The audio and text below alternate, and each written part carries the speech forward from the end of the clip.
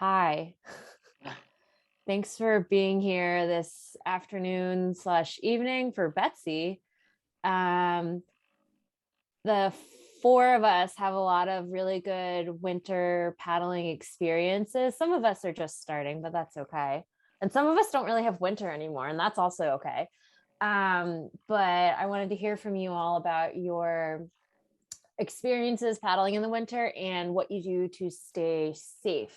So I guess like first, if you all could introduce yourselves and say like what kind of paddle sports you do and like how long you've been paddling for. I'll start. Okay. Hi, I'm Betsy. I've been paddling for over 15 years. I think 16 now. Um, Started in flatwater sprint kayak and then started doing outrigger canoeing and marathon canoeing. And this year I'm hoping to do some more surf ski. I've been paddling competitively for uh, coming on 12 years. I paddle marathon flatwater and only marathon flatwater. All right, and I'm James. I just did some math, and I've been doing this since 2008, which is about, I guess, 14 years now, in one boat or another. Outrigger canoe for 4 or 5 years or so, marathon canoe, kind of in 2015, and took a break. Now I'm really going headlong into it in the past year or so, especially this winter. I guess it's my channel, so I don't need to introduce myself. But if you started paddling in 2008 and I started paddling in 2007, you said it was 15 years for you, James? And it's 16 for me, which is like a lot. um, can you all say where you currently live? And then I think Betsy, it might be helpful to give some context about where you lived when you were in the States. Yep, I can start again. So currently living in London. I've been here for almost 3 years. Formerly, I know, sad. I miss everyone. It's here. Dylan came to visit though, so IVF sprints. sign up.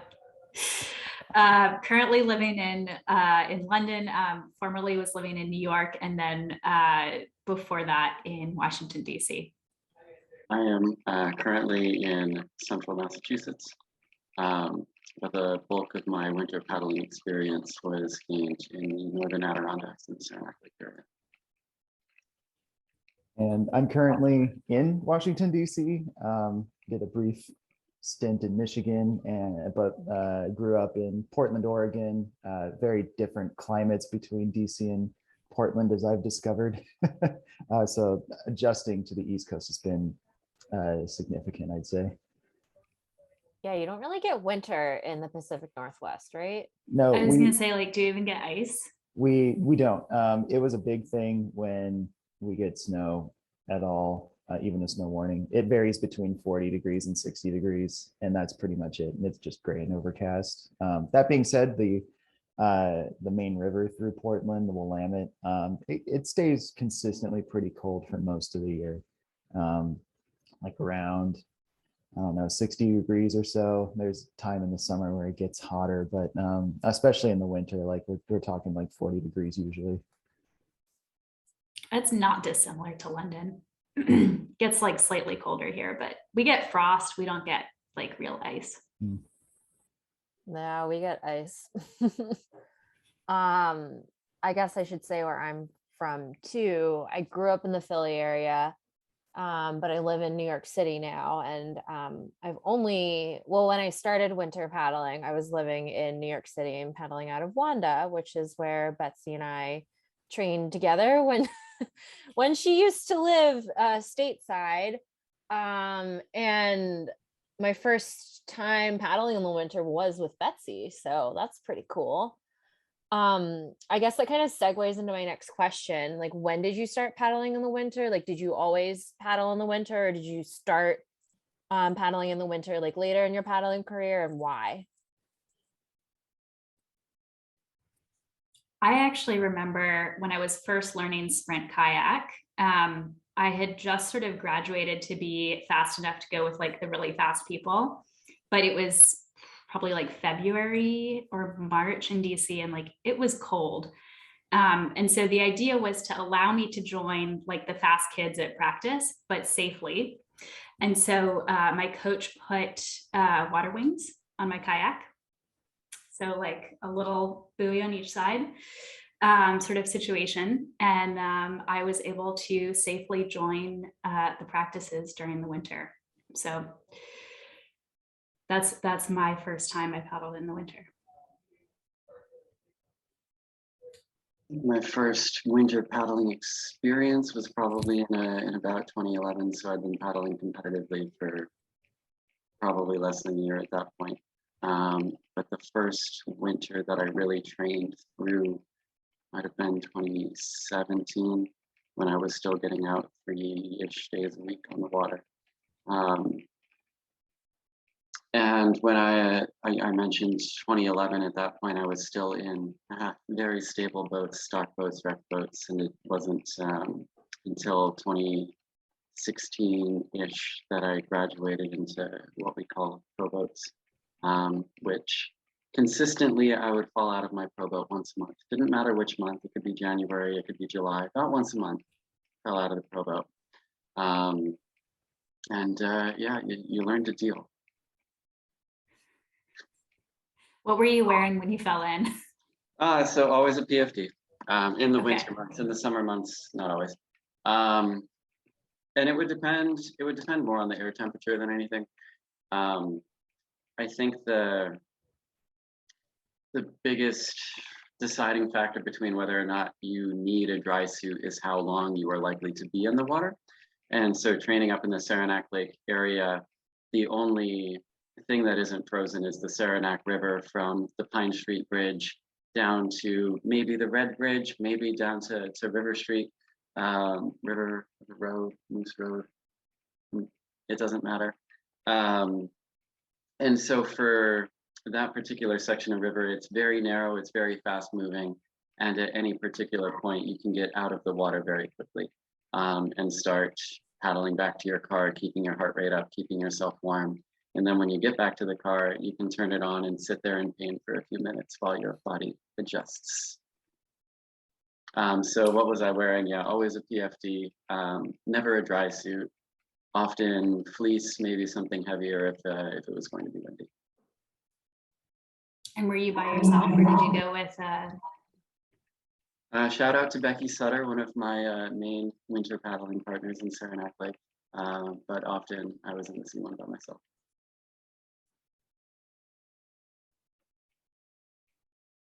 James. Like me, so my journey's been a little bit interesting. So in Portland, my life was largely dictated by, or like my paddling life was dictated by the dragon boat season. So we'd stop paddling in October just because it wasn't fun anymore after that. Too much rain, a little too cold.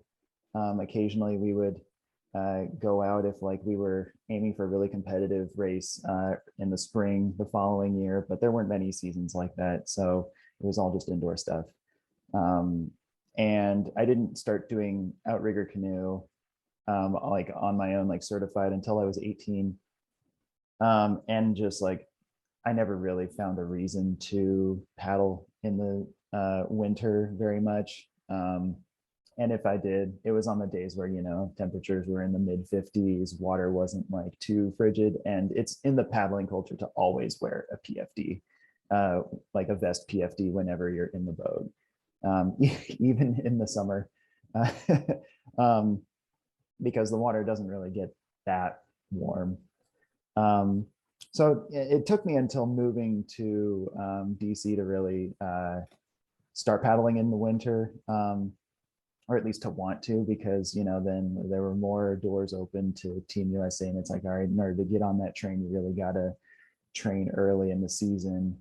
But we have a pretty strong indoor like erging program at our boathouse. So again, there wasn't really that much of a pressure to like actually get on a boat. we have rules at our boathouse about, depending on what temperature the air and the water is, you are or are not allowed to use club-owned boats. So it was, I mean, if we're really talking like when have I really started paddling in the winter, it's really been in the past um, uh, 3 months or so that I've really started to gear up for it.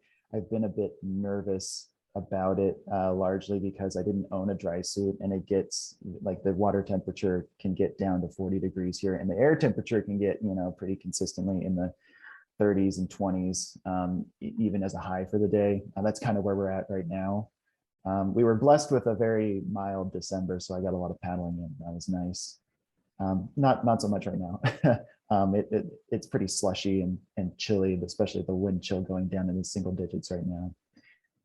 So I haven't really gotten into it a whole lot until I guess now recently. Didn't really feel the need to. All of our competitive races around here, I mean, it was in May. Like, there's plenty of time in between March and May to get on the water, so didn't need to until recently. I think there's a maybe to Dylan's point earlier too, though, about like how long are you going to be in the water? The Potomac is sort of a very different river to be paddling in the winter versus, Dylan, remind me which one you're on? The Saranac River. I don't know if I paddled the Saranac, but I assume it's kind of narrow and twisty. Much more than the Potomac, yes. Yeah. And you get boat traffic on the Potomac, which is always a fun surprise when that shows up with bigger waves than expected. Mm-hmm. I think the only reason that I started paddling in the winter is because Betsy and I decided to do the Clinton, and I don't know, I somehow got convinced to buy a dry suit and start training in the winter for that. This sounds very familiar. It's come full circle. But there are a lot of benefits to it, so I'm glad that I started, and I made the investment in the gear, which is my next question. Like, what kind of gear do you wear going out? Sounds like Dylan doesn't like the dry suit, which is fine. PFD a must, like vest PFD, but what else? I will say in many of at least the northern states, PFD is law. In New York, I believe it's November 1st through the 1st of May. In Massachusetts, the season is a little bit longer, from, I want to say, mid-October to mid-May. And I don't know if there are specifications, like if it does need to be a type 3 full body kind of PFD, but I know that they are law again in many of the northern states. I don't know if that's a thing in DC or not. In Pennsylvania it is. I think it's November to April. You have to have a vest. It could be November to May. I'm not quite sure, but either way, like if I go paddle there in April, I'm usually wearing one anyway because it is still cold. What other winter gear is necessary? I can maybe say a few things. I've been accused of being a bit of a nervous Nelly when it comes to water. So cold water. So I probably do a bit of overkill. I've been wearing my dry suit fairly consistently since December, just because I've been in a marathon canoe, which is harder to recover in than an outrigger canoe. And I tried, was it last year or the year before? I tried a cold water huli in my OC just to, what does it feel like to be in 40-degree water? And all the things that you read about cold shock and like losing your swimming ability, like, yep, they're not making it up. I experienced that. I did it in a, right next to the dock. My wife was there with a PFD to like throw at me if I needed to, but it was fine. I mean, I was like, okay, so this is cold shock. I don't like it. Let's get back in the boat now. And had I been like, maybe if I'm doing a big loop, like at the tip of my loop, like I would have had a really bad time on the way home. I wouldn't have died, but I definitely would have been very unhappy by the time I got back. So, with that experience and all of the literature that I've read on cold water, I'm like, I'm not taking any chances. the amount of gear I have to wear is not that much of an inconvenience to me. So like I'll just embrace being nervous. So I wear the dry suit once water temperature gets around 40. Obviously, vest style PFD. I like to wear a hat just to keep my head warm. I have been pretty comfortable just with a base layer underneath the dry suit because I got the Cocotat dry suit, which is pretty breathable. I just need a base layer underneath, and I'm good to go. I do need wool socks and booties.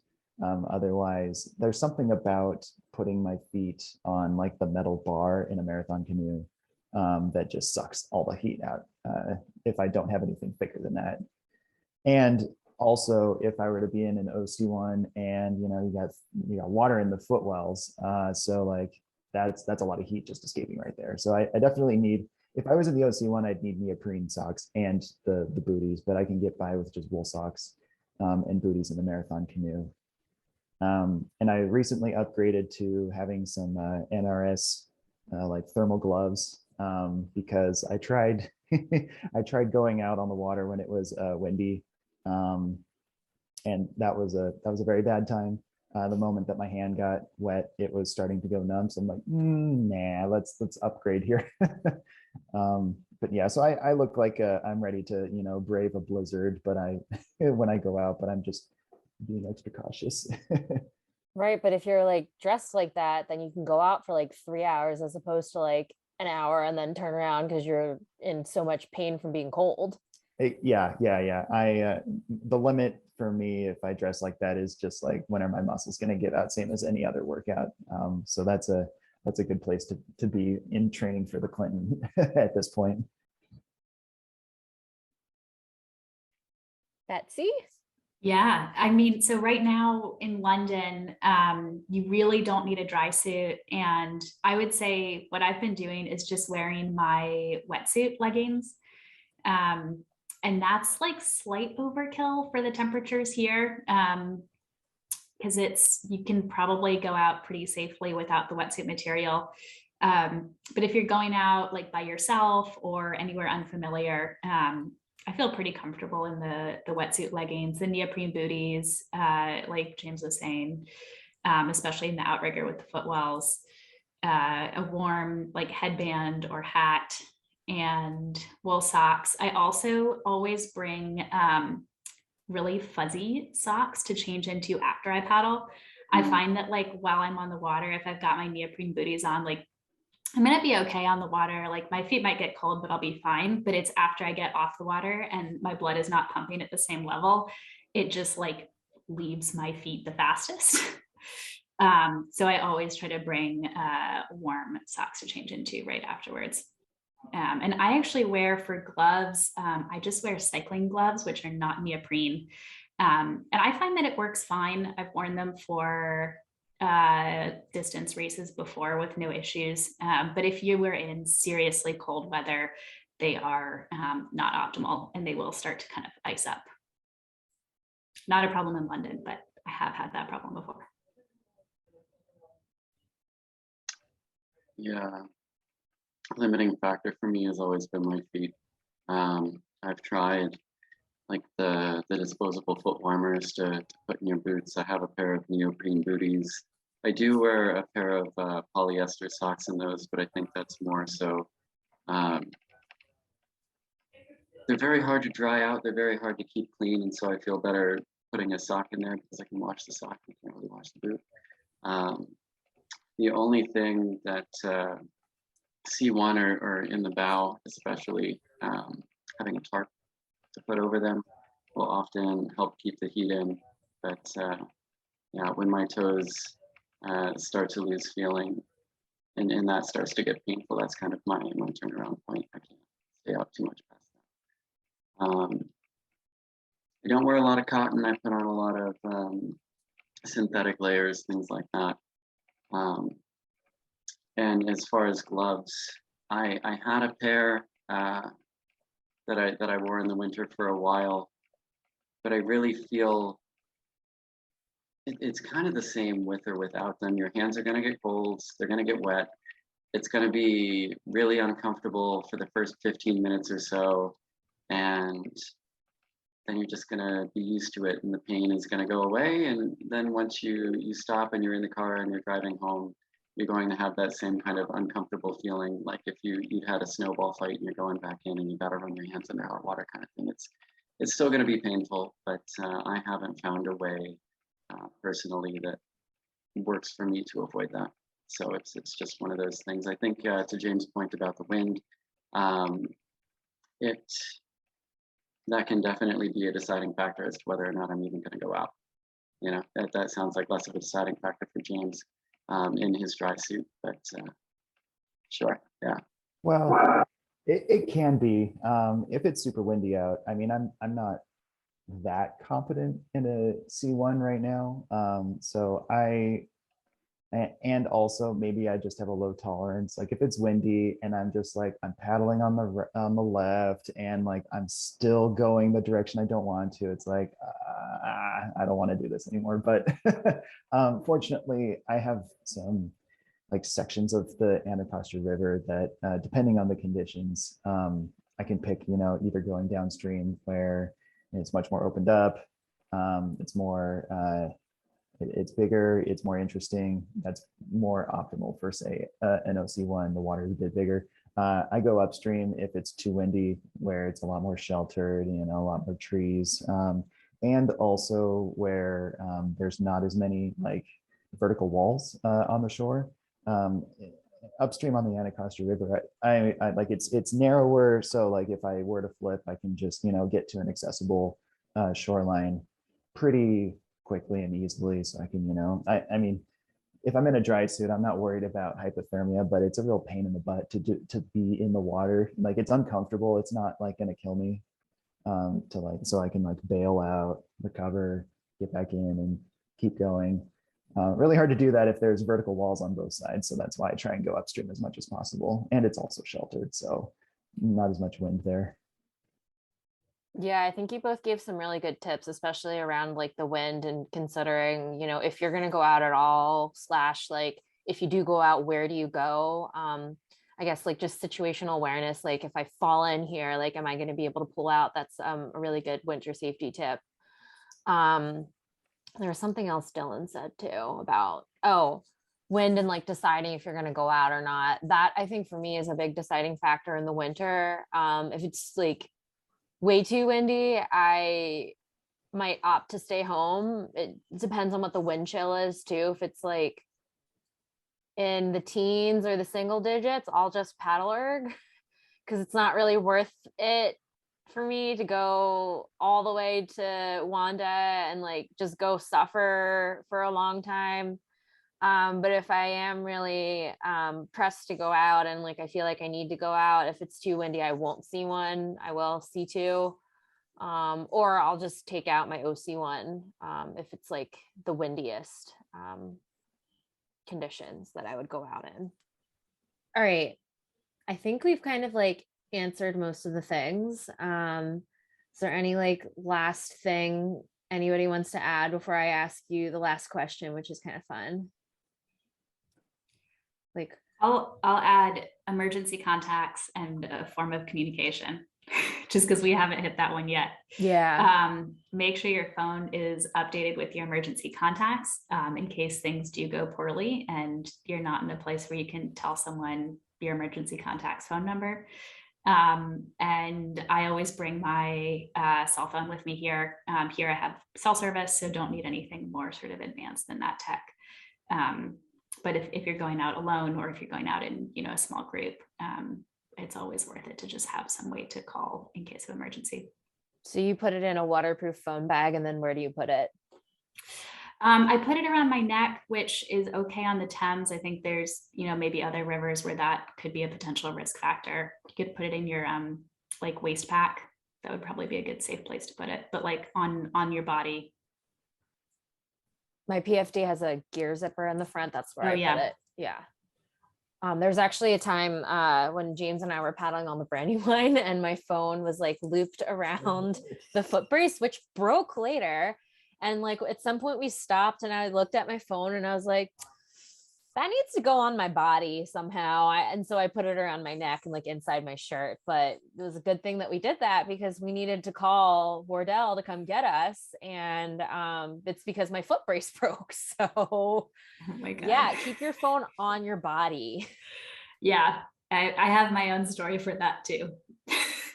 If your boat splits in half and you put your Oh no. your little cell phone box up in the bow and the bow has floated down the river, you don't have access to that phone. Don't worry, James, I won't let that happen. Well, Yeah, there were some lessons learned there. well, I'm thinking to myself, oh God, I don't put my cell phone on my body. I think I need to. What I do is I put it in the waterproof bag and then I clip it onto one of the things like under my seat or something. I probably should change that. I like the Anacostia River is not like it's not crazy. It's very flat. There's literally nobody out there right now, but that is another thing. Like who else is out there? I am literally the only one. Yeah. So I think in my mind, I always like to have not just one contingency, but like two contingencies. Like, all right, if things go wrong in this section of the river, what am I going to do? If things go wrong, like have like planning 2 or 3 steps, like all the way to the end, so that like, okay, if things happen, I have a plan of action where I'm not just sitting there like, oh God, what do I do now?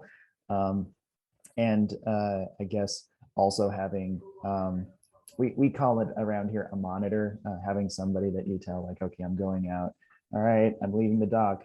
All right, I'm back at the dock now, that kind of thing. So that, you know, if you take longer than like way longer, that, you know, maybe if something really terrible happened, they could reach out and be like, where is this guy? And especially if like there's nobody else on the river, like how long would it be before you're found if the worst were to happen, you know? Yeah, So float plan. yeah, exactly. So like having a monitor and also having contingencies in place, depending on, you know, what is your situation. Are you paddling by yourself? What type of conditions are you paddling in? Yada yada yada, that kind of thing. I'm kind of thinking too, like pairing the monitor / telling someone where you're going and the cell phone together. Like I have like on my screen, I have the iPhone users in one column and the Androids on the other column. And I know iPhones, you can do this where you can turn on your location only for certain contacts. So like my monitor is Wardell. So I have my location on for him at all times. So like today, for example, I went out and he didn't go out.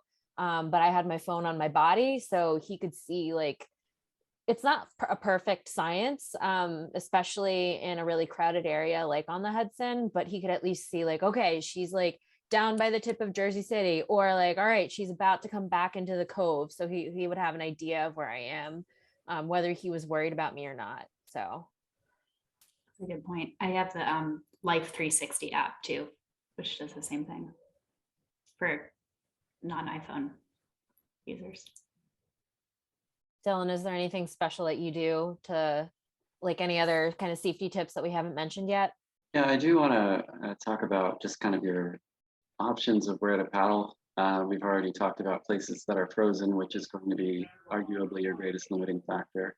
And I think it's useful, or at least it has been useful to me, to just talk to other paddlers in your area, like, hey, what freezes and what doesn't, and where are you comfortable going? I think it's important in the winter, more important than the summer, at least, to stick to areas where you have been before, or to stick with people who have been to that area before. I think you do see a lot of really amazing and unique scenery paddling in the winter, things that you're things that most people are never likely to see in their lives, right? But going exploring, you're much more likely to get your paddle caught under a branch that you didn't know was there, and pull yourself in. Done that one. You're likely to get thrown out on a corner because you didn't know how sharp it was and you needed to lean a little harder, or vice versa. You thought it was going to be sharper than it was, and so you ran yourself into shore. Things like that. So sticking with the familiar, I think is a pretty good idea for anyone. and you know, being conscious of what time the sun sets as well. Yeah, that's always much more of a concern right now. Yeah. I just got a new Garmin, which is very exciting, and it has the sunrise and sunset times on it on like the main watch face. It's great because the sun sets at like 4:40 here. That's sad. Dang. Oh, it's better than in December. Oh. I mean, I guess before I get to the fun question, this kind of brought something up. Like Dylan, you were making me think about like twisty rivers and stuff. So usually like the winter for people in the Northern Hemisphere who are paddlers that get real winter is our off season. But yet there's people like us that still go out and paddle. So what are your goals for winter paddling versus summer paddling? I get like, I can start like for me, just going out in the winter is just to like get a base. I'm doing a lot of like, you know, mostly zone 2, like maybe zone 3, just like going for hour and a half, like 2.5 hours. Yeah, just to like establish a base. I'm not going out there to do anything like super technical. I'm not doing sprints yet. So those are like my goals in the winter, but what about you all? For me, it's just kind of to keep that muscle memory active and not lose whatever gains I made to my paddling form during the last season. Yeah, I feel like base accumulation. It's a nice time to work on technique because you don't have because that's sort of a higher priority than speed in the winter. I have been working on more sprinty stuff just in the context of what I'm training for this year. Because it also kind of depends on what your like how your personal season is going, because whatever your plan was, you know, with Omicron and general COVID stuff, like however you planned your year might be thrown off a bit. So I think you kind of have to adjust to that as well. Yeah, I'm definitely an event based paddler. If I don't have something I'm training for, then like I'll probably default to paddling as often as I need to keep sane, which, you know, with Omicron and right now, like I need a certain amount of outdoor paddling time of just like me by myself, zoning out, almost like almost meditative. I don't know, just to keep myself sane. So there's like there's that, but then also like, you know, I'm the latest to get roped into doing the Clinton, so like that's what I'm training for. And I've been told the wisdom in the marathon community is get 100 hours before the Clinton, you know, maybe 125. I've also heard is like a stretch goal. So it's like, all right, well, let's start doing that. So yeah, right now it's all base, zone 2, maybe some zone 3. I try not to get my heart rate above that, just because of some books that I'm reading right now say that, you know, in order to really improve your aerobic capacity, you really got to like just work in that low heart rate zone for a while. And having been a victim of trying to just, you know, endurance training like a sprinter, you know, interval, it's just longer intervals, right? You know, do like 160 beats per minute for like 2 hours, rinse and repeat all the time. That's how you train for endurance, right? No, that's how you run yourself into the ground. So I'm trying to rebuild my aerobic base for, you know, a 70-mile or so race coming up in May. And between that and paddling to see the beautiful sunsets at night, that's kind of keeping me out there. Yeah, you've been posting some pictures of some nice sunsets and sunrises there. Yeah, that's honestly like that's what makes it worth it to me at this point, is like, well, you know, it's kind of cold, it's kind of a pain to get all this gear on me and to make like get out there, but like you get rewarded with you know, some beautiful nature at the end of it. So, you know, that's worth it for me. Yeah. Cool. So I think it's time for the fun question. What's your most memorable winter paddle? And it could be something good and fun or something horrifying, like that thing that we found one time, Betsy, that I'm not going to talk about? Yeah, why don't we skip that one? Yeah, we're skipping that one. If you all want time to think, I can go first. I think my not Okay to go. horrifying but fun, memorable winter paddle was, I think it was winter 2020, so it was like February 2020, right before the panorama, and it was snowing sideways, and I still went out, and I was like, why not? It's only like 9 miles per hour. My limit for C1 is like 10 miles per hour, so it was like just under that, but it was also snowing. It was snowing sideways. I had to like keep putting my head down to like not get snow in my eyes, and I was like trying to steer the boat, and I went for like I think 12 miles, and I went up into this like really squirrely twisty section of the Hackensack River, and it's like really beautiful up there, especially in the winter when it's snowing. And that was all fine and good except for the snow sideways. And there's like a funny picture Wardell took with me, so that's pretty cool. I got a couple. I got one, at least one. So most memorable at this point is it was fairly recently actually. I took a video of just a utterly beautiful sunset, and you know I'm still coming off of my post grad school burnout, and so something really refreshing like that just like really filled my soul in a deep way that I didn't realize I needed. So that was really great. But I think the most memorable thing I've had was a kind of also an introduction into DC a bit. This was, I think, in 2015. I was exploring DC for the first time, and this was after 2015 Worlds in Welland. So I had established contact with a buddy of mine, Luis, who connected me with the DC Dragons, and I was in DC for a brief period of time, so I joined an erg session with them. It was really cold outside. I think I remember seeing some frost. Guy, one of the teammates comes in the middle of the session, is like, hey, does anybody want to paddle OC2 with me? And I was like, oh, sure, I'll do it. That sounds like fun. And so we went upstream. We hoolied twice. I was freezing. Both of us were, but I was really freezing. I was like, what did I get myself into?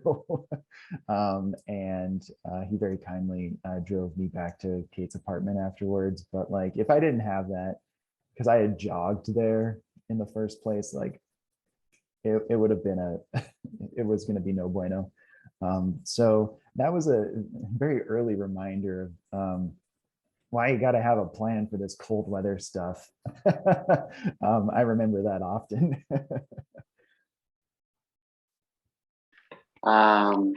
I've got two that keep swimming at the surface.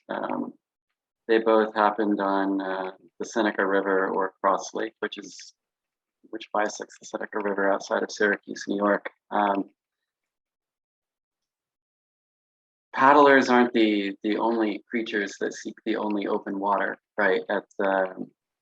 During the winter, and I was paddling up the Seneca River and around what they call Big Island on Cross Lake, probably 3 or 4 years ago, and I counted 17 bald eagles in the tree on Big Island, and it's not something I expect to ever see again, but you know, I just assumed that section of the Seneca was the only open water for quite a ways, and that's why they were all there. And probably that same winter, I went out paddling bow with John Potter on a different section of the Seneca, and the river was just broken up enough that and the temperature was, you know, at such a differential with the air temperature was at such a differential with the water temperature that the fog was coming in really thick, and we couldn't see more than, you know, maybe 10 to 20 feet in front of us at a time, and we're paddling past all of these ice chunks, you know, of varying sizes, and it was really exhilarating, but also really dangerous. But Sounds like the Titanic. yeah, kind of. Yeah, it was. You know what happened at the end of that, right? No, please tell me. Oh, the Titanic sunk. Oh well, I'm glad we didn't do that. Fortunately, there Spoilers, were. Katie. Yeah. Oops. You have to put a label on this video. Yep. Yeah, just two things, two very unique scenes from winter paddling again that I don't expect to ever see in my life. That's awesome. I can't top 17 bald eagles. No, there's like a max 4 on the Hackensack at any given time. There's like 2 families. Yeah. Which is pretty good. Mm-hmm. I have two stories, and the second one ends with a Katie YouTube video recommendation. Oh, So, oh, I know. Yeah, I'm on theme here. So the first one, memorable, not for good reasons, and I was doing the DNR canal race. I think they used to do it the weekend before Thanksgiving or the weekend right after Thanksgiving. This was several years ago, and it was really cold. So I was in K2, and it was so cold that my hair froze to the back of my life jacket. And it was, where the water is just like actively freezing on every surface it touches.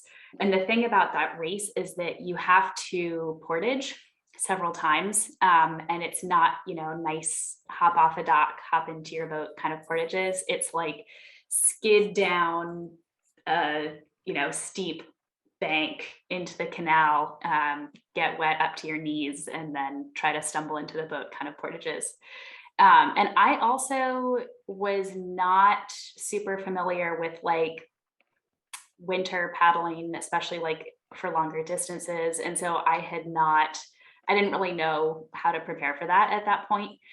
So I was definitely underprepared. And so we actually had to pull out of the race partway through because everything was completely frozen and we were so cold we couldn't continue with the race. So fortunately, there was a race official who turned on the heat in her teeny tiny car. It was a very small car, but turned the heat way up. And so we managed to get out of it. So I think if I were to redo that same situation now, I would go in much better prepared. And probably be fine with it. But that was definitely like a memorable learning experience for me. But the fun one, so Katie has a YouTube video on this. I assume she'll pop a link maybe when this goes up. One Direction, maybe here, maybe over there. And it was just the most magical day on the Hackensack. And it was one of those days where it was snowing, but it was really still.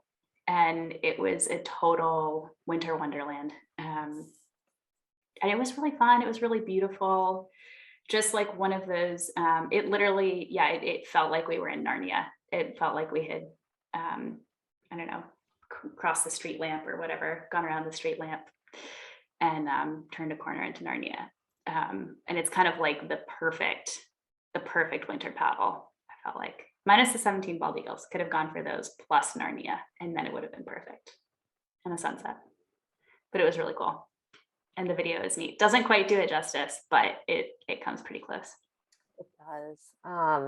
In that video, you can see the tag on my dry suit like flapping in the wind because that was actually the first time I ever used a dry suit, and like that's the one that I bought, and I wasn't sure if I was going to keep it yet because it was the wrong size. I think it was like a men's small, but I wanted a men's extra small, and it was like way too big on me. But anyway, I took it out and survived, and it was like really fun. And I was like, okay, I guess I'll paddle through the winter. I'll just keep it and, be totally enveloped in this stupid suit. And then the tag was like all like, how paper gets when you get it wet and then it dries, it was all like warped like that. So I was like, I guess I can't return it anyway. I'm stuck with it. Well, yeah, good times. All right, people. Thanks so much for spending I guess it's Monday.